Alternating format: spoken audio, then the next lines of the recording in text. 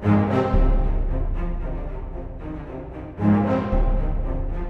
and gentlemen, the 3 knockdown rule is in effect. I'm Steve Kim, joined by our Mario Brook Lopez. That guy's playing some good ball for the Bucks. Yes, thank you for that shout out right there. Him and his brother are beasts. Speaking of beasts, we've got on the ones and twos. Or Steph Curry. Justin Wow, Buffalo that's a shout-out Knuckles. right there. What's up, guys? Right? It's a hell of a shout out. We've got a lot to talk about in the world of boxing. Let's begin. It was showtime from the Barclays Center in Brooklyn, New York.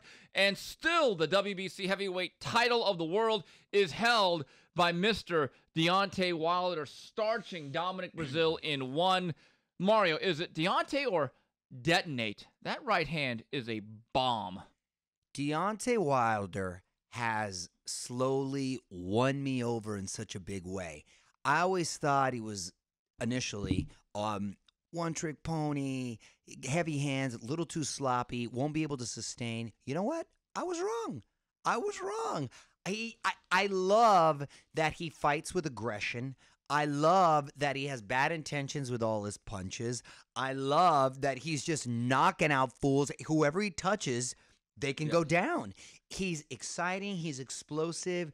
His antics, okay, whatever. They're fun for the sport, too. When he starts talking about wanting to catch bodies and have one on his... The costume. I like that. Dude, the Game of Thrones entrance with the contortionist and him and your boy Gary Russell. Let's get back to that in a second. Yeah. But those entrances were so wild. And the WWE chaos that was going on. Anyway, back to him. With all those antics, all I care about is if you deliver in the ring. And he has delivered in the ring. Yeah.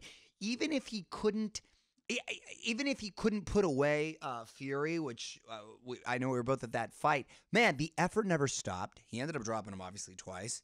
Turned out to be a hell of a fight, I thought, and entertaining for the heavyweight scene.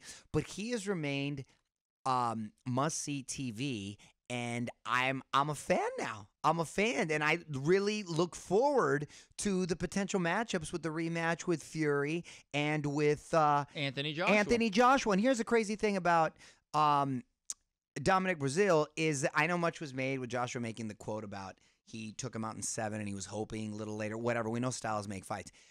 What impressed me was Breazeale caught him with a pretty good right on the head, and kind of it looked like it somewhat buckled, made Deontay take a couple step backs.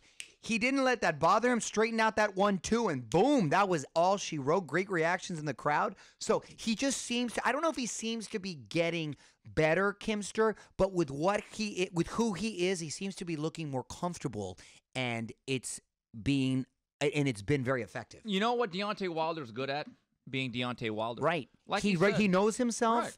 and he goes there, much like we want Jaime Munguia to be. Right. And look, you talk about one-trick pony. Maybe he is, but hey, look. It's a damn good trick. Kareem Abdul-Jabbar basically scored most of his points with the sky hook. No, and he is improving. I said initially one trick. He is a little improved. I saw some more feints. Mario, straighten out those punches. That right hand that he landed on Breazeale, there was actually some craft because it was in mid-range. It wasn't a long-range right hand. He actually shortened the punch from his elbows to his forearms to make sure that he understood, like this guy's kind of closing the gap on himself naturally. Right, and he just turned it over. Exactly, because he caught him with the 1-2. He caught him with the 1-2 a little earlier. Yeah, I see subtle adjustments, but you're right. Most importantly, he knows who he is, and he fights to his style. It's to his benefit, and I don't know if an argument could be made that he's now as big of a star as Anthony Joshua, but he's certainly got a lot of momentum. Well, I know this. He's to a point now. He is the definitive American heavyweight, been that for a while.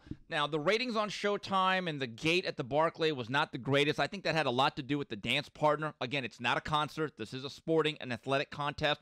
But if you look at the highlights and what they've done on YouTube and on certain Twitter accounts. Just social media in general. Viral. Yeah. It went viral. So in that sense, when Deontay Wilder fights, it's must-see TV because anything can happen. Look, he's what I call the Dave Kingman, Rob Deere, Mickey Tettleton, Pete Incaviglia. Right. They're not going to hit 300, but they might hit 45 bombs and drive in a lot of runs. Those guys are very productive. They're fun to watch. They're exciting.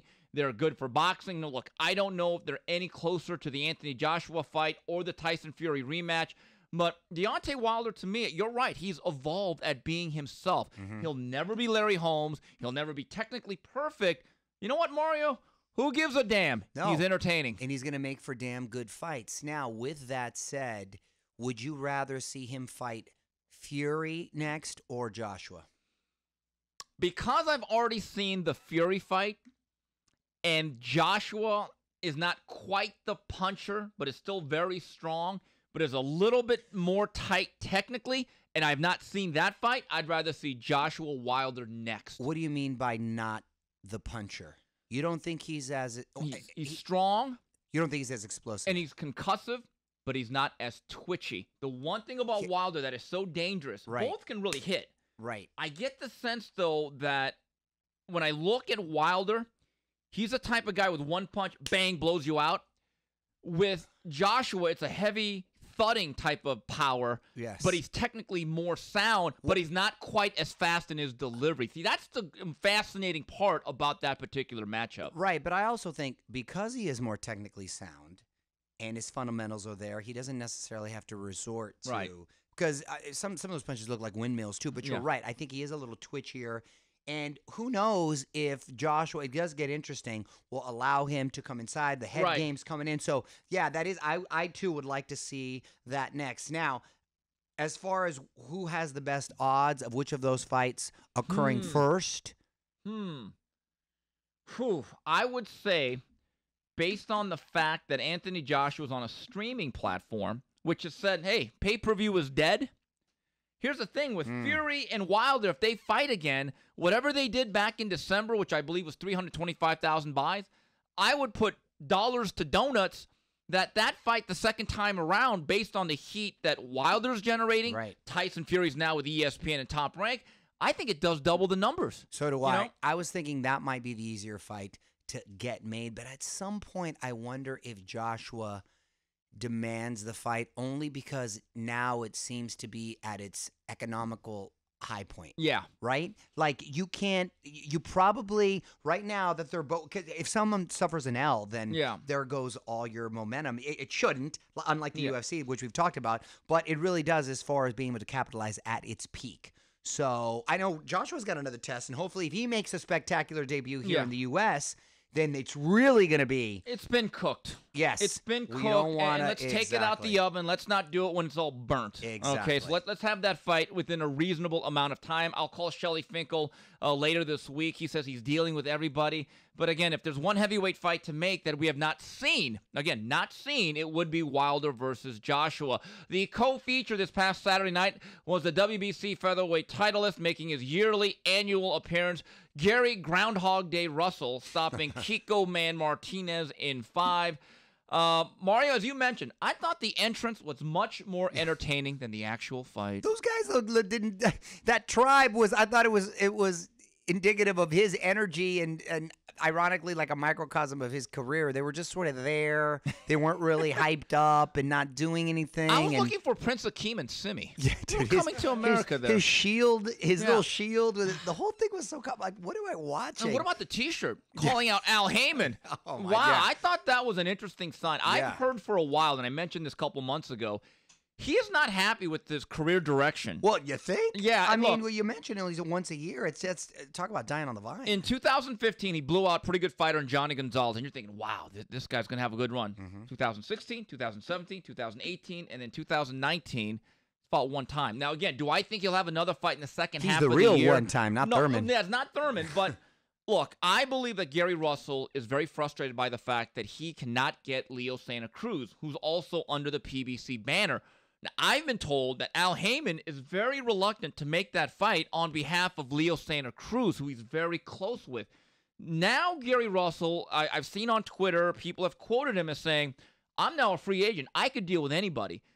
When you're making comments like that right after a fight and after that T-shirt that basically said, Al, make me some fights or I'm walking, I do wonder if this was the last fight under the PBC banner for Mr. Russell. The way it's handled and what happens, I think, could be very indicative of what's to come for a lot of their fighters who feel the same way. Yeah, but he's fast, he's quick, he's southpaw, he can bang.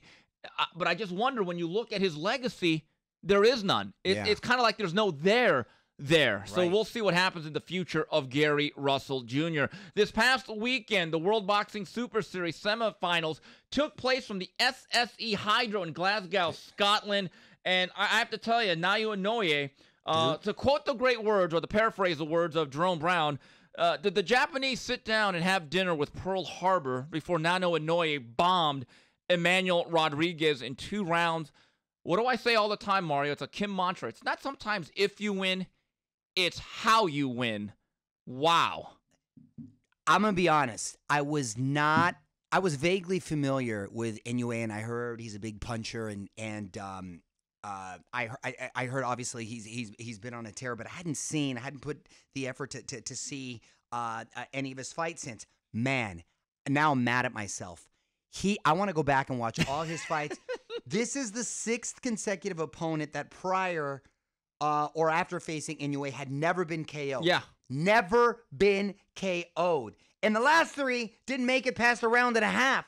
This dude is dominating world-class opposition like nobody's business. He is a badass little dude. I was so thoroughly impressed. And what's crazy, he was going up against this tough Puerto Rican, undefeated, who, by the way, solid guy, who came at him very aggressive, and the thing about Inoue, I go, wow, he's very upright, and his chin's actually kind of up, but he creates so much torque with his punches.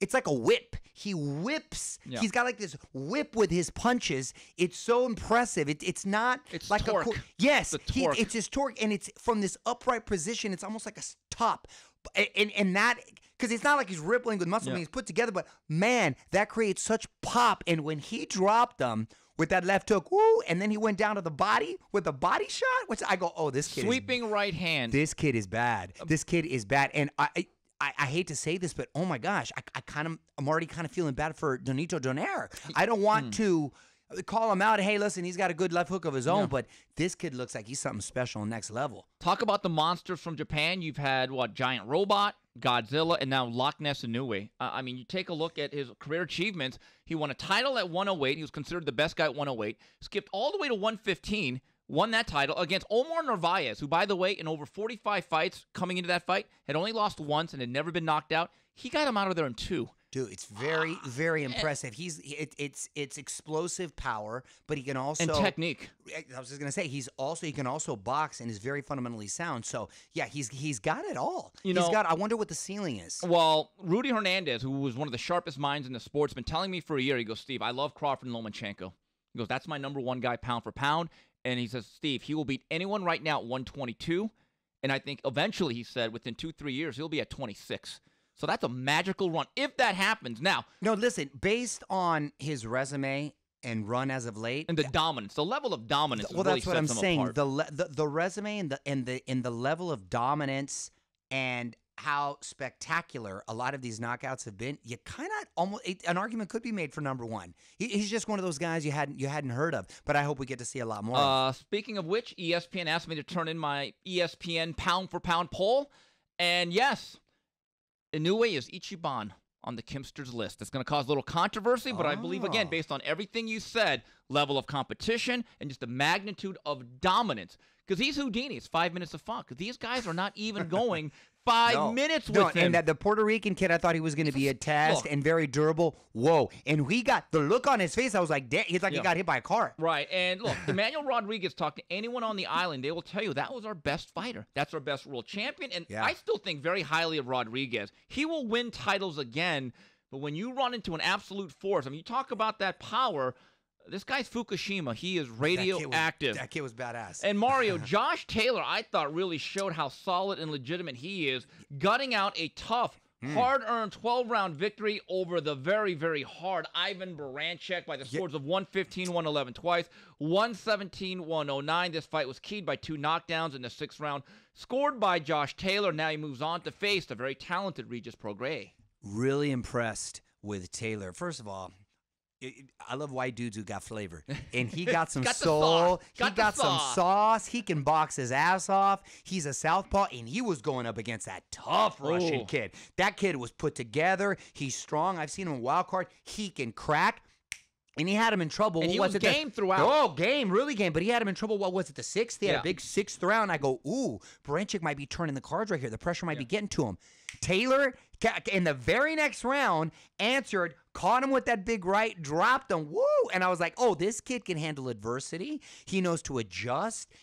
That constant pressure, I don't know if it was a clash of heads, but then he got cut. I said, he's going to be a tough out. I'm actually really excited. So, and credit to Baranchynk. I thought he fought the best he could, and had it not been for that knockdown, I thought the scores were a little wide. Had it not been for that knockdown, I thought it was a lot closer. But Taylor definitely deserved it and won. But he impressed me with the way he was able to handle that adversity in the middle of the fight, and I'm really looking forward to him and Regis Prograis. And seeing them in the ring, speaking to each other afterwards, and they're about the same height. I thought Prograis was a little smaller, so they're about that. That's an interesting, great fight. Now, Prograis, I think, is a little, you're talking about being twitchy, I think he's a little twitchier than Baranchynk. Baranchyk's one of those stronger, a lot of pressure, so it's going to be interesting to see how he deals with that. It's a very good fight. I'm edging Taylor at the moment, but it's a... But I'm not counting Prograis out, but I'm edging Taylor at the moment just because 55-45. Yes, that's a fair assessment. I just think he's long, he's lanky, he's smart maybe a little more versatile with the footwork. A little more versatile with the footwork, southpaw. So for those, but I'm really looking forward to that fight.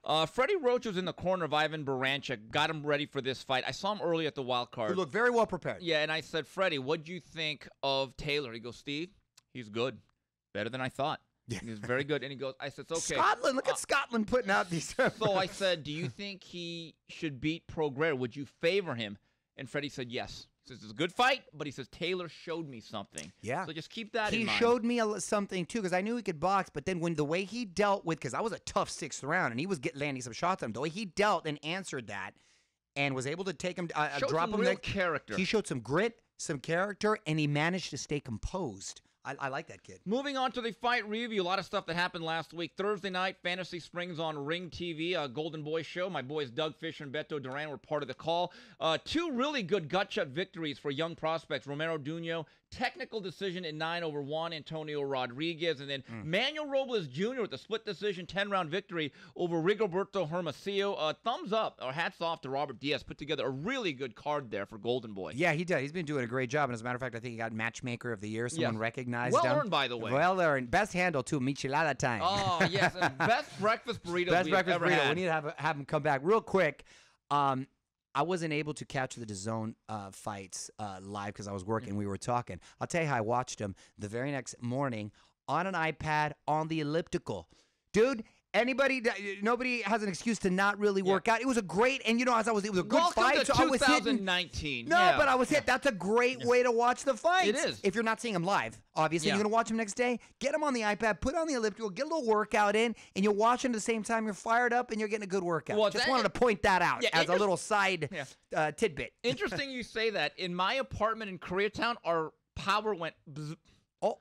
Yeah, so I had to go to the office, took both my laptops, and at the same time as the DAZN card was ESPN Plus with the BJ Snoozer victory. And I had to write the fight report, so I had to watch it live. So you're right. In 2019, there are more avenues to watch fights. You're getting a workout in. I'm doing work. And side by side, I had dueling laptops. And it was interesting. After watching Inoue against Rodriguez, that speed, to watch Joe Joyce, the juggernaut, the slowest fighter in the world, who might hit the hardest anyone, it was like watching someone in slow motion that was under the water. I mean, that's how slow he is. But also, Friday, ESPN Plus, junior featherweight contender Ryan Burnett got back in action with a TKO in 6 over Gilbert Gomera. And I talked about Billy Joe Saunders winning the vacant WBO super middleweight title, easily outpointing Shifat Asufe. And like I said, Joe Joyce stops Alexander Ustinov in 3 rounds. Mario, set your DVRs. We have a lot of boxing this weekend. Fight preview from Kissimmee, Florida, for the WBO 130-pound title. Masayuki the Judge Ito against Jamel Herring, who has one of the most interesting backstories in all of boxing. And I had a chance to talk to him about his Marine experience and some of the personal travails leading up to this fight. Jamel, you have an interesting background. Before we talk about your fight May 25th against the Judge Masayuki Ito, let's go back. Everyone has a story about why they go into the military. You served as a Marine, and they say once a Marine, always a Marine. What was your story? My story was, it all came from September 11th, 2001. That's basically the reason why I wanted to join. I was still maybe a junior in high school, so I had maybe like two years to basically, be eligible for the military. But it all began with the September 11th attacks, and that's the reason why I wanted to join the Marine Corps. And at that time, I also had just started boxing as an amateur. I started late, around I was like 15, 16 years old.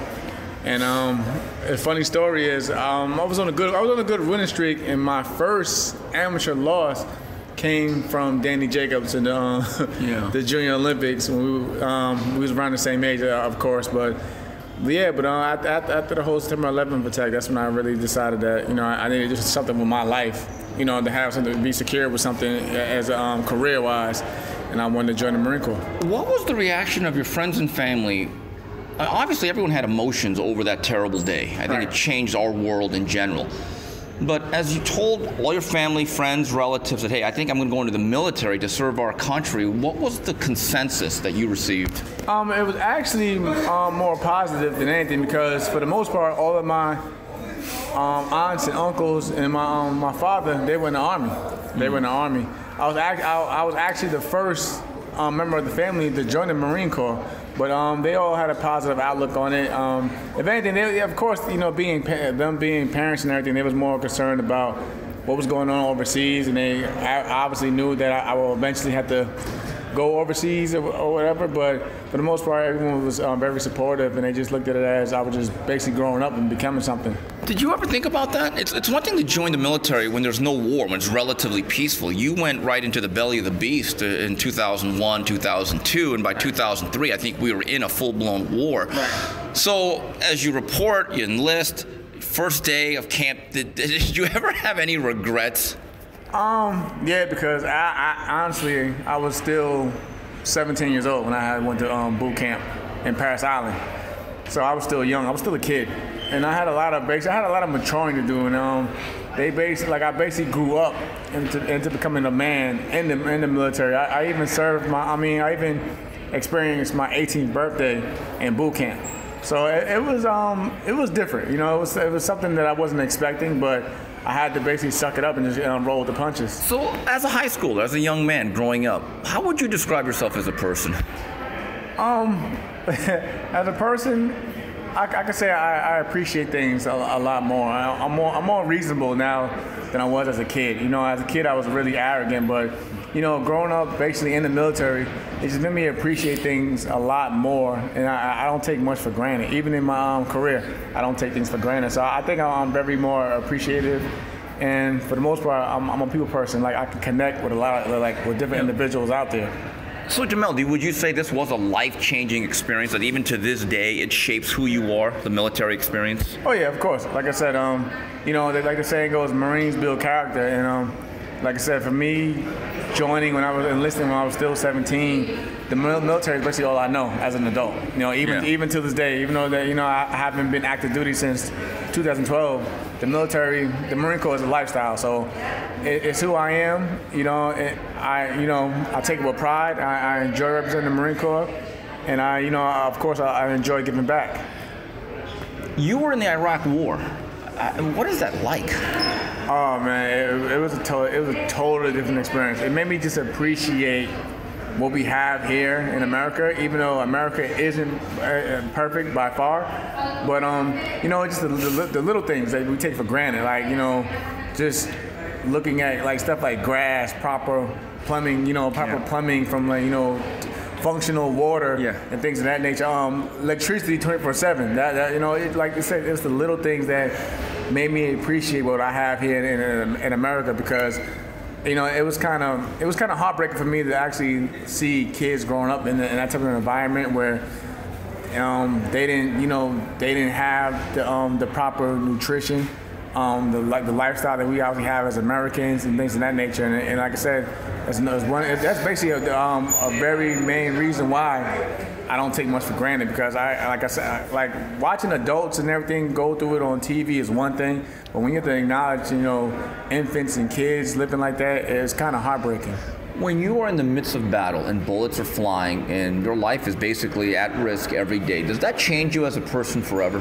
Oh yeah, of course. I will say that every day was a blessing. Every day was definitely a blessing, because you never know what was going to happen. For the most part, we had to worry about IEDs, which is improvised explosive devices. So, and what they call in the media roadside bombings. So that was the main thing we had to really, look out for. But like I said, I've been in situations where I've lost, friends over there. And like one story that sticks out to me is in 2007, during my second deployment, I knew a sergeant, and he actually had a 2-week-old son at the time. And I was expecting my first son, and he had actually got killed in action through an improvised explosive device. He got killed by a roadside bombing. And it just made me look at things a lot different, especially at the time I was only maybe 21 at the time when that happened. So when I seen that, I looked at it as, nobody's promised tomorrow. Right. Anything can happen. So, while you're here, cherish and enjoy life, and appreciate those around you, because you may never know when you may never see your loved ones again. Jamel, this is such a tumultuous time in our country. There seems to be a lot of division. People are very outspoken about their political beliefs, the racial divides, if there is one. With your particular experience fighting for our country, being a military guy, is your viewpoint different than you think a lot of your peers because of your Marine Corps experience? Oh yeah, of course. I see. It's like the gift and the curse at times. Even when I'm looking on social media, of course, when the things are really pointed out towards you, like one minute I'm being praised for my service, the next minute I'm being attacked, and they're saying that we with the military, all the Americans just go invade countries, and we divide families and things of that nature. And so it's like it's rough, and then you got to deal with, like I said, with the political beliefs of those here in our own country. Right. So like my thing has always been, we was always just Marines. We're here to serve. Whoever's basically in office, we're here to serve. Our head chief of commander, or whatever. But yeah, like I said, it's just rough, because if I say something, I may get praised on this end, and I may get criticized on the back end as well. So, like I said, especially in today's America is really rough. Like, especially with the whole Trump regime. Like, I don't have anything against him. Like, there's some things that I do agree with him on, but there's a lot that I may not. But it's like, it kind of puts me on. And you must get heat if you ever agree with them publicly, right? Yeah, exactly. It's like, even if I say, if I agree on anything, it's just, it's not a good look. Why are you doing this? Especially me being also, like you pointed out, the racial divide with the whole, me being African American in the country. Right. That also plays an issue as well. So it's rough. It's really rough to just speak your opinion on things at times. Jamel, I believe that this fight, May 25th, is taking place on Memorial Day weekend. How special is that for you, given your service? This is really special, but for a lot of people don't know also, going back to just May 25th, that's the, if anybody who's basically followed my story, I had a daughter that passed away from SIDS, and her birthday is May 25th. So it's a lot riding on that day, but I don't, instead of like, mourning and taking it as, sorrow, I feel like, it's a blessing. I don't believe that, it's a coincidence. I look at it as, it was God's plan for me to fight for my first world title on that day, Memorial Day weekend at that, because, like I said, I've lost fellow Marines and fellow servicemen from my other branches as well, and it's my daughter's birthday. So I have a lot riding on that day, but I'm smart enough to know that, victories in the ring don't come with just good stories that you can tell the people at the end. I still have to put in the work, because, of course, I don't take Ito lightly. I respect him. I have nothing bad to say about him, because, I know he's not a disrespectful person, and I'm a sportsman at the end of the day. Like I said, we're competitive, and I just want the belt. I don't have anything bad about him. I'm not gonna go on the social media and trash the guy, because that's just not how I'm built. But I just want to basically dedicate this victory not only to my daughter, but just the servicemen from around the country overall at the end of the day. So, Mario, I have to give Jamel Herring credit whether he wins or loses. Look, I think he is the decided underdog here, but for a guy to be so inspired by 9/11, and obviously that, to me, is the biggest day in American history that I've been through, to be so inspired to serve our country and then actually go to Iraq and go through all of that where he's getting shelled and IUDs are always a threat. Salute. Yeah, absolutely. Sort of a Pat Tillman move, yes. right?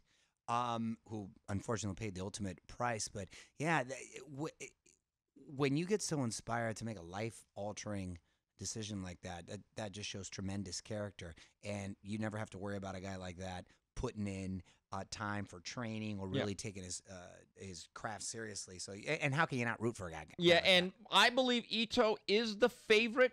But when you're talking about a Marine, and remember, there's no such thing as an ex-Marine. Once a Marine, always a Marine. Yep. Fighting a guy on Memorial Day weekend, and then you have the anniversary or the birthday of his daughter that passed away suddenly. I mean, storyline. Ito is going to face a very inspired challenger this week, and I'm looking forward to this. Also on the zone from Oxon Hill, Maryland. Again, there is no Alexander Usyk, has a bad wing. So taking his place as the main event is one of the bright young stars in all of boxing, Devin Haney at 21-0, 13 knockouts, taking on Antonio Moran. This is what Haney had to say about his future with the zone and some of his career aspirations. You know what's interesting? There's such an assumption that you and your father were going to make a deal with either Mayweather, Al Heyman. Do you think this particular announcement caught certain people by surprise? Yes, 100%. You know, everyone, you know, would definitely thought that I was going to sign with Mayweather or Al Heyman. But you know, it's everything played out, you know, different. You know, it took a huge swing, and my new home is, you know, with Matchroom in the Zone. Right. Okay. You're a boxing fan. I assume you watch boxing. Be honest. As of a week ago, before the deal was announced, were you a DAZN subscriber? Yeah. Oh, you were? Are you sure about that? No, actually, yeah. I was a DAZN subscriber. You know, I have DAZN, Showtime, and ESPN. I have all of them. You know, just because I love boxing. So I always try to catch all the fights, even when I'm on the go. You know, it's interesting. I remember when you began your career in Mexico because of the age restrictions. I think you put in your first dozen or so fights out there, picking up victories. Then you advanced all the way to Showbox and starting to get more national recognition. Was the time right now to graduate to a certain type of level in terms of letting other people do a lot of the hard work that your father was doing? Yes, of course. You know, I feel like it was important to finally get that machine behind me, you know, and take me to the next level. And you know, it's crazy how much buzz I've been getting since I had that machine behind me. This is something that I feel like I needed, but it was the right time. Where do you think your career is in 2 years? Where will Devin Haney be in, let's say, 2020 and 2021?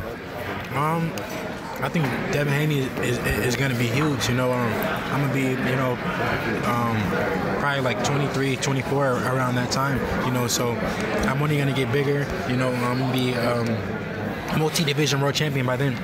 Final question for me. I know the bond that you have with you and your father. With any deal going forward in terms of the breadth and the scope of the money and the magnitude, were you insistent that your father had to be involved as a co-promoter, that was simply a non-starter if he wasn't going to be involved? Well, my dad is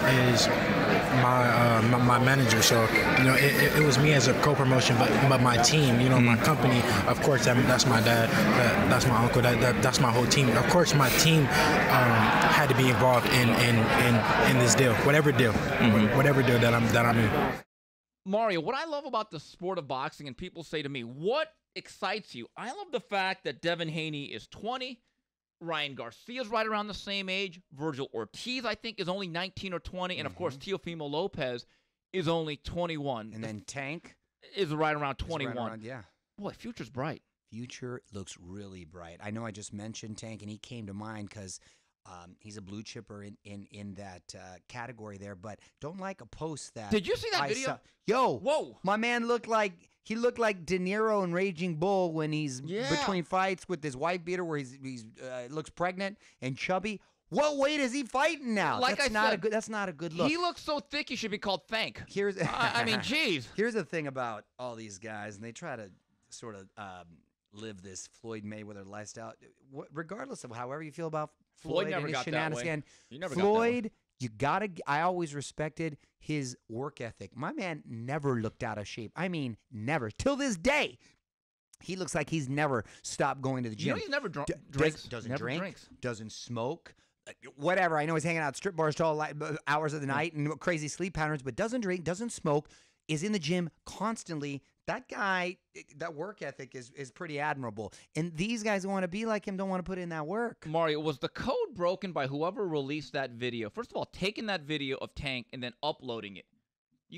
You cut that guy out of your circle. That guy threw you right under the bus. Yeah, not a good look. By the way, there was babies there. And you're smoking? They're smoking. Oh, come on. Was his girl put it on? Oh, my gosh. Maybe that's his ex-girl. Yeah, maybe there's some issues there. You got to reassess your situation after that. Moving on to news and notes. By the way, I'm sorry. Before speaking of other things we posted, I saw when you posted your boy Broner talking about not wanting to what was that? Was he trolling or does he just want attention? You know what it's called?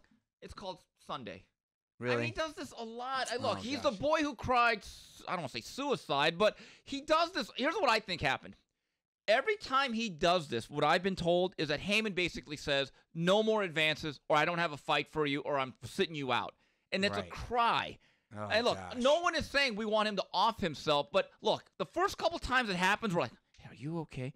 But we've all had that friend that's a drama king. You're like, oh, God. Yeah, right. Again? Yeah, okay. Again, so he'll be back. Don't worry about it. He'll be back. News and notes, July 20th. We talked about Pacquiao Thurman. The press conference heads to L.A. on Tuesday or Wednesday afternoon. I'll be there. They're going to fight at the MGM Grand in Las Vegas. Couple of notes about that undercard. Sergey Lipinets, former IBF 140-pound champion, like him. is going to be taking on John Molina, so that should be a fun fight. Also, bantamweight from Mexico, very good fighter, Luis Neri, will be on that card against an opponent to be named.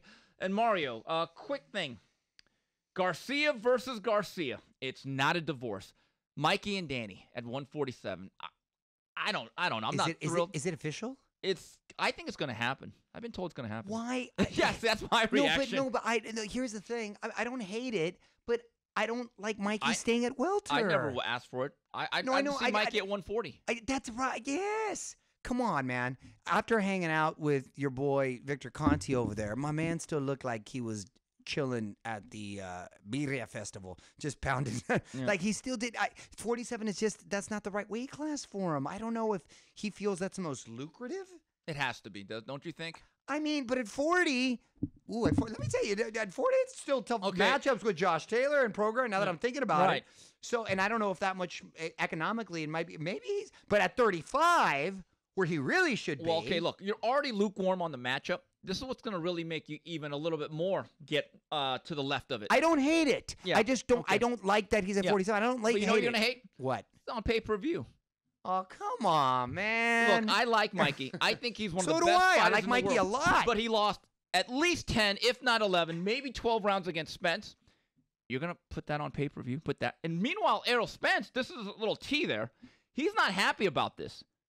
And he's kind of thinking, wait a minute. Why am I going to regular Fox facing a real rugged physical Sean Porter? And why is Mikey the guy that I shut out on pay-per-view? I heard there's some issues there. That Errol's not exactly copacetic right now with everyone involved in his career. Well, he'd have good reason to be there. I think it's going to be really interesting if that fight does come to fruition to see how it performs in the aftermath within the PBC. Right. But, man, I'm more frustrated. Like, I still want to see him at 35. Again, what have we said? Mikey Garcia is the Mexican Sinatra. He does it his way. Yeah, for better or worse. God bless him. Also, Chris Arreola has a new trainer. Our good friend Joe Goosen. Look at that. Yeah, and I don't know what he has left. But what happened with the Garcias? Well, no, it wasn't the Garcias. Remember, he was with Henry Ramirez. And Henry said, okay, that's your boy. Yeah, I love Henry from Riverside. Too. And Henry says, look, there's no hard feelings. And look, let's give Al Heyman credit. Al Heyman said to Henry, look, I want to make sure you get paid for your last fight. You put in a lot of work throughout the years. Here's what I don't like. What was the issue, though? I don't know. Look, Chris is a strange guy. He is. He's a nice guy. He's wired differently. Looks like, from what I'm hearing, in August he's going to fight that Polish heavyweight Adam Konaki. That's a tough fight. Yeah, that may be the wrong fight at the wrong time. I'm surprised Arreola has been still in the game after all these years.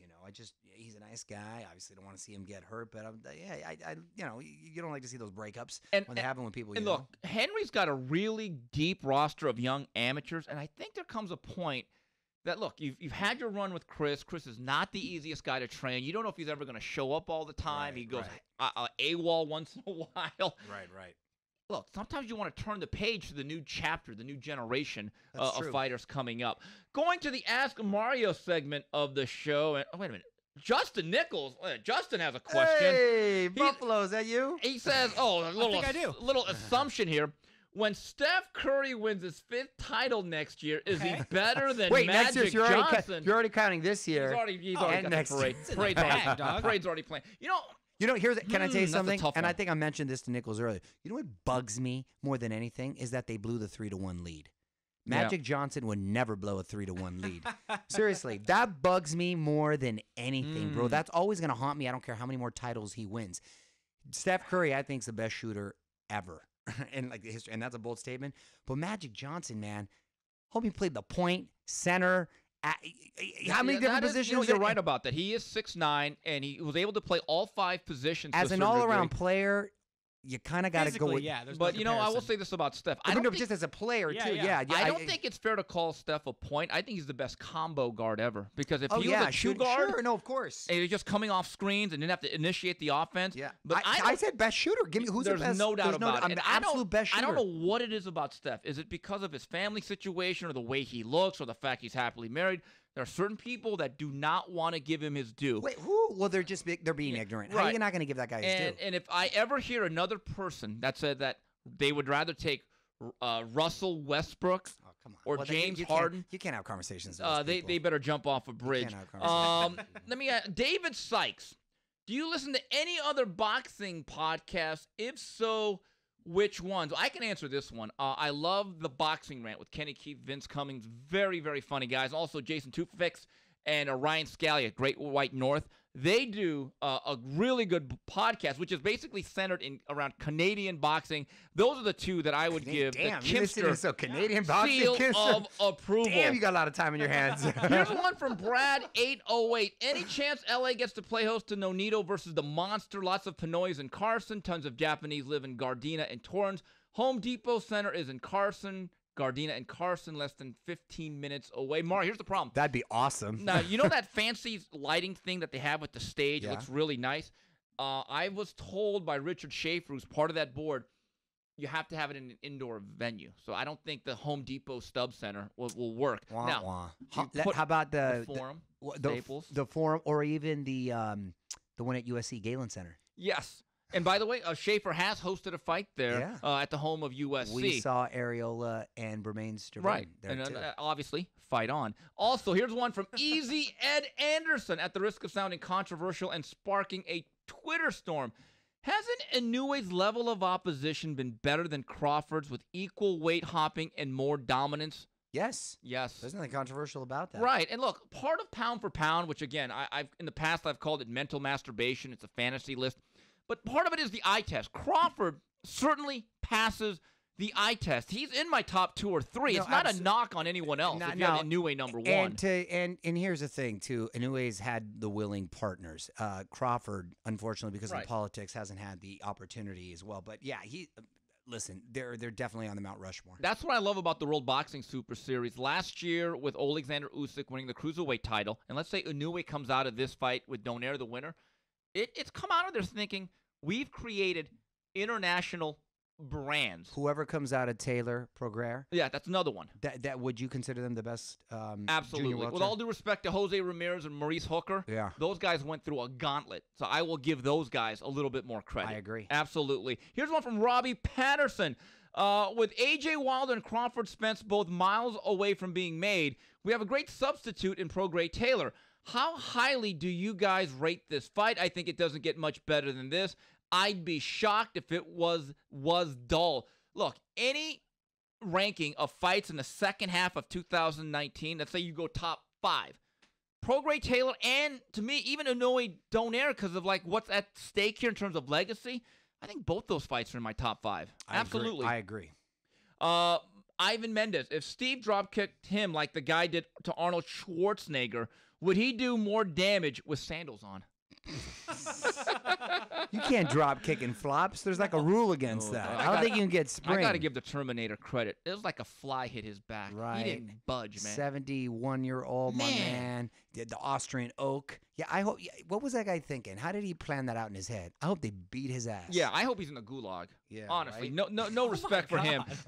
Here's one from Robert Montano. I lay down the line. I'm Sheriff Kim here. Okay, who Can't else? just be drop kicking people. No, yeah, it's true. Who else in recent memory or last few decades, career-wise, compared to what Pac-Man is doing, do you think we underappreciate his willingness to get in the ring with top-notch foes? Mario, you've been saying that for about 2 years now. We actually, or certain people, don't appreciate what Manny Pacquiao has really done. I've always appreciated it, and I think history will be incredibly kind. And those who are honest with themselves, it's the fact that he achieved the success in all those different weight classes, but really made his mark at welterweight, where he had no business being, is just truly remarkable. If he beats Thurman, if he beats Thurman, an undefeated, I mean, in his prime, dude, he's got to go Mount Rushmore at that point, one of the all-time greats. I mean, he really does. That's an unbelievable Think feather about to that. have in your cap at that age. Yes. Here's one from Martin Fury. Fury versus AJ. Who wins? No sitting on the fence. Fury AJ to me is a tougher call than Fury Wilder, because I think Fury, a more prepared Fury, outboxes Wilder. Slippery. And is slippery, and I think he won't allow himself to get caught again. You know, there's always a chance, but I'm much more confident with a Fury pick over Wilder. Yeah. Fury AJ, I think oh gosh, that's tough. But I think AJ, if he's aggressive with his jab and is able to time it, maybe tames it. But I don't know. Fury's bad, dude. I think Tyson's fluidity and athleticism give him and problems. footwork would really, I would favor Fury. You can only pick one fight. AJ versus Wilder or Spence versus Crawford. I'm going AJ versus Wilder. You got to. You're going with the heavyweights, huh? Yeah, I'm going with Spence Crawford. I got to go with the heavyweights just because it's been years since we've anticipated a heavyweight matchup with that much on the line. Yeah. Okay, so it's been so long. We've been spoiled with some great welterweight fights. I would love. So that was my. Now after this last weekend, yes, I got to go AJ Wilder, but Spence Crawford is like 1A. Just a smidge. There's one and there's 1A. Just a smidge. Yes, just a smidge. Here's one from Wholesome Sancho. Who do you have in the Nate Diaz versus Anthony Pettis fight, and what is his take on the Wilder versus Breazeale ratings? Again, we dealt with that earlier. Ooh, little UFC. I like the question. Yeah, UFC Breazeale was not a great B-side, but again, I think that fight went viral. But Diaz Pettis, break it down. Ooh, listen, they've got 2 fights right now that are very exciting. They don't hesitate to match you up when you need to be matched up. That's one of the advantages of having a monopoly, right? Yeah. And Dana White. Diaz Pettis, ooh, it's a hell of a fight. Pettis is coming off of a great victory, but I personally really like Nate Diaz. That's a 50-50 call. I'm going to leave it at that. Whoever's on there, that's a 50-50 call. I really think it's whoever's on that night and ends up on the ground, Diaz. Another fight that excites me really quick is El Cucuy, Tony Ferguson, and Cowboy. That's a really good fight, and I like El Cucuy big in that one. And this will lead into final flurries. My buddy Ramiro from Tejas. He's not a happy camper. I don't think you are either. And we'll go into final flurries with this question. Will you sign my remake Game of Thrones Season 8 petition? Yo, they had like 1.5 million signatures on that thing. Oh, here's the thing. I think first you have to acknowledge that this show was incredible as a whole. And really set a high bar. It really united people. Right? I don't care if you were Democrat, Republican, what age group, right? It united people of all demos. But it set such a high bar that in this last season with only 6 episodes, it felt rushed. It felt rushed. I was underwhelmed. And at the end, come on, man. Brand the Broken, which I don't have a problem with, but then I thought it's like he's the 3-eyed raven and going to be the king. It's a little selfish. But, okay, guys are crippled now and whatever. Fine. Then Arya turning into Christopher Columbus. Oh, Sansa. Wait a minute. You mean Arya the Explorer? Right, exactly. And Sansa making Winterfell independent, and then having her own kingdom and her being the queen. That was a nice little ending. The one that I thought deserved better was Jon Snow. I'm okay with how it ended, other than Jon Snow's fate. Okay, and then the season was underwhelming. Dude, first of all, Tyrion's over there crying to him, saying, "You got to kill Dany. You got to kill, please, please, please." He goes and kills Dany, and then he's like, "Hey, listen, man, we don't want to start a war, so we're gonna banish your ass to the to the north." True. Dude, he saves the world. I don't know how many times, and with the Knights army and the whole thing, and he gets banished to the north. That was cold as ice. Now, they shouldn't have done that. They did him dirty. Other than that, the way everything played out was okay to me, honestly. But the way it ended, but I just thought how it ended, how it got there, I was underwhelmed. I went to the Tom Loeffler 360 fights at the Avalon on Sunday, and I didn't watch it live. I watched it a little bit later. I thought the first 25 to 30 minutes was really good. Right. Up until the dragon took her mom and flew away.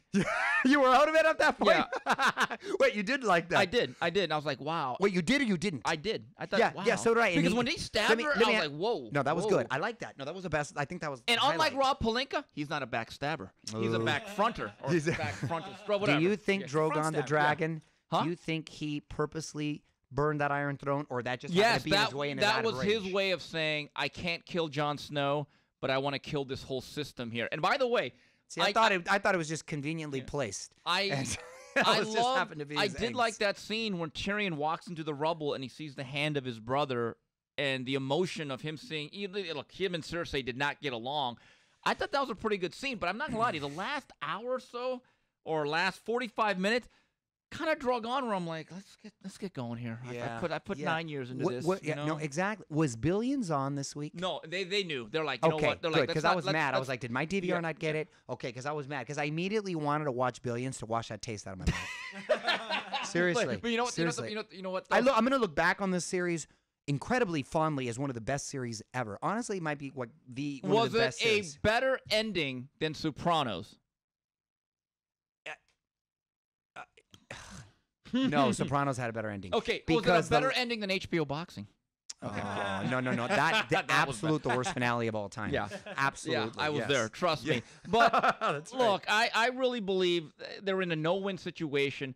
I'm just wondering, though, Mario, just opinion. Were they better off just going with 10 one-hour episodes instead of 6 that were a little bit longer each time? Yes, and I'm going to tell you why. They could have made the battle with the Dead Army. Yeah. They should have spread that out into 2 episodes. Ooh, you should have been able to freaking see it. And put in lights like Wrigley Field. Like exactly. Wrigley Field, right. And they should have maybe showcased, I don't know, Daenerys showing little signs of turning to the dark side. It was too abrupt. It was too abrupt. It was exactly too abrupt. And then the ending, I wish they would have spread out over 2 as well. You know, I did like Clegane and the Mountain, how that ended. Yeah. I mean, we're really nerding out and dissecting it, but as a whole, man, you got to applaud it. And by the way, I thought the finale of Big Bang Theory, as someone that watched every episode. Did you really watch every damn episode? Yeah, and you know what my biggest regret is?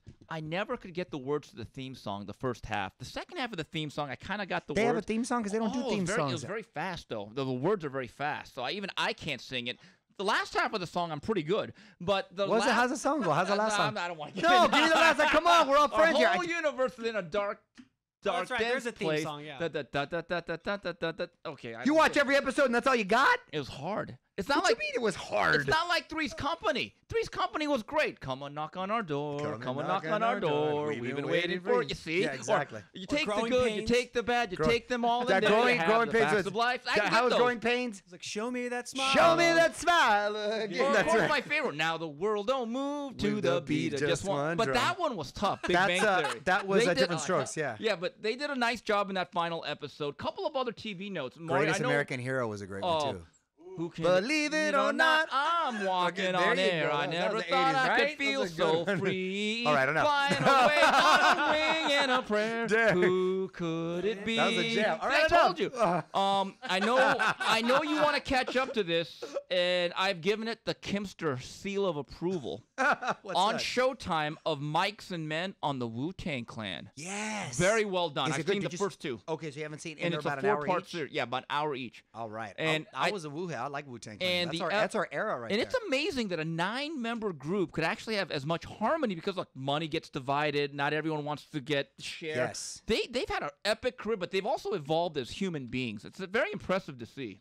How dare Migos call themselves the greatest hip-hop group of all time? What? They said did. that? They said that. Oh, They said God. I'm like, first of all, you shouldn't call yourself No. anything. Let Yeah. other people call you, but Wu-Tang, next level. They're not man. anything to mess with. And, One thing that I was on the fence about watching, and I think me and you discussed it on Twitter, we've discussed it personally. Look, I am a big Muhammad Ali fan, but I would say about 10 years ago, there was like Dude. this fatigue, like, okay, Come we get on, it. man. But can I give some credit to Antoine Fuqua? I did watch What's My Name. Both parts is about hour 24 minutes, parts 1 and 2. Right? There's only 2 parts, right? Yeah, did a hell of a job. Really? I did enjoy it. Did you learn anything? It reinforced a couple of things because, again, I have not really researched or thought about Ali since his death, which was 2016. Some of the footage that they got, I hadn't seen before.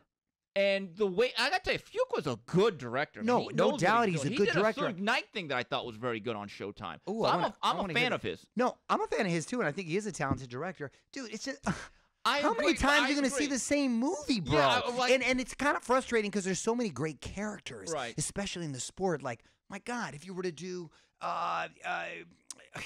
you know, Jack Dempsey. Jack Dempsey, Joe or Frazier, Jo- Roberto Duran, Julio Johnny Cesar Johnny Tapia, Tapia. or the Thin Man. Ricardo Lopez. No, not Ricardo Lopez, Oh, who fought for Alexis Alexis Arguello went to Right. go fight for the Sandinistas. Gotcha. There's so many compelling stories. I just thought I've seen that movie. Yeah. What am I gonna? I know, like You know what I mean? It's just like, really? Like, how many more Kennedy assassination documentaries can you make? Well, we that's get what- it. that's Something what I'm came from the saying. grassy knoll. That's or what. something. Yeah, exactly. So that's why. That's like that was the only reason. Now, I didn't even but want to I'm gonna entertain. put I had the- another friend of mine who really liked it too. Now, I'm but going to put the edict right now. That's the last thing I watch on Ali. I did my duty. People cajoled me, but after this one, no more. But I Antoine, said that prior. Yeah, but Antoine, good job. Okay. I want to give you some credit. Okay. Mario. Okay. That's If a good you were shout out. running the Los Angeles Lopez's, would you hire? It's a hell of a Mag- team, by the way. That's a great team. That's a great franchise. Would you hire Magic Johnson? Yo, you know, it's funny because we were just talking about Magic Johnson, who, as a player, one of the best Impeccable. ever. Impeccable. One of the best ever. I truly believe, as an all-around player, leader of the Mount whole deal, Rushmore. on the court. Yes. Greatest Laker Yes. ever. By the way, and as a person, hell of a nice Top guy. All that. notch. Yo, as an executive or as and here's the thing, even his success in his business endeavors, right? A lot of Magic has been, to be quite honest, a figurehead, and he's aligned himself Yeah. with smart people. And hey, you need to be smart Right. to align yourself with smart people. But the job he took on, bro, that's a real job. real job. You got to roll your sleeves up and get to work. And when I thought it was a bad look for him, and I'm a Magic fan, let me say that, when he just said it wasn't fun, it wasn't fun. Welcome to the real world. Work's not always fun. It's not always supposed to be fun. It's a job. You know, I mean, we have fun, Right. but for the most part, Right. every day, you know what I mean? But we're not getting that salary either. He got Right, paid a well, lot of money. That's that's a real job. You got to get in there, and I just think, and then the timing of when he said it, when the Lakers Couldn't have been worse. We're imploding, bro. It's a bus crash. It's a Genie bus crash. He got I like the my job. girl Jeannie too. One of the leading NBA insiders, also covers boxing, guy I really respect. We have a great relationship. Chris Mannix. When the Lakers hired him, whatever that was, Chris Mannix was doing a radio show, and he basically said, bad hire. He said that job is a lifestyle. It's 24/7, 365, and it's about being uncomfortable. It's taking time away from your family and other interests. He goes, can Magic manage and handle that lifestyle? And he said back then, no. So this was as predictable as an ending of Three's Company. Look, I mean, really. He thought, or maybe he thought it was going to be like his, quote, Dodgers job. Where he's exactly, we really think he's in there. Yeah. You know, and that's fun. You show up, shake a couple hands, wave, throw a pitch All out right. once in a while. So was Magic a better / worse NBA executive or talk show host? I forgot he had that. Oh, that was bad. Magic has had, unfortunately, God, that was he's bad. had a streak now of where he quits. where he's Quit on the Lakers as a coach. Quit as a coach. The tragic hour. Wow, he was a coach You know what? too, huh? Yeah, he was a 17 coach, man. games. Yeah. How many chances are you gonna get? Yeah. Well, he's that's what I'm magic, saying. though. He's Well, magic. that's the and then you know thing. what? Like magic, he disappears. By the way, Very good. The one good Magic Hour show I have it on VHS tape. Is Remember when Tommy Davidson? God. They ruined his career. No, Tommy Davidson. Yeah, he went to go be his But like there was a sidekick. white guy. Craig Shoemaker was the original guy. Now, I know way too much about Magic Hour. I got to admit. Damn, But dude. the one show I think I was on the Magic Hour. I would think I not was Google on. it. I'll Can Google it. can you Google that? I think I was on. Magic. I like Magic. The as an Magic individual. Hour actually invited Howard Stern on one time because Howard was killing this show. Oh no. And Howard went out there and he just wrecked the show. And he asked such uncomfortable questions that Sheila E. was the house band, remember? Again, that was cool. way too much Magic Hour knowledge. They just had Sheila E. play music for like 20 minutes because they didn't want Howard saying stuff like, "Hey, how's the groupie life, Magic?" Like right on the air. Right. And right as his wife's watching. It was great TV. Oh, Cookie. Great. I sure appreciated that. That is crazy. Did you find it, Nichols? I'm still looking.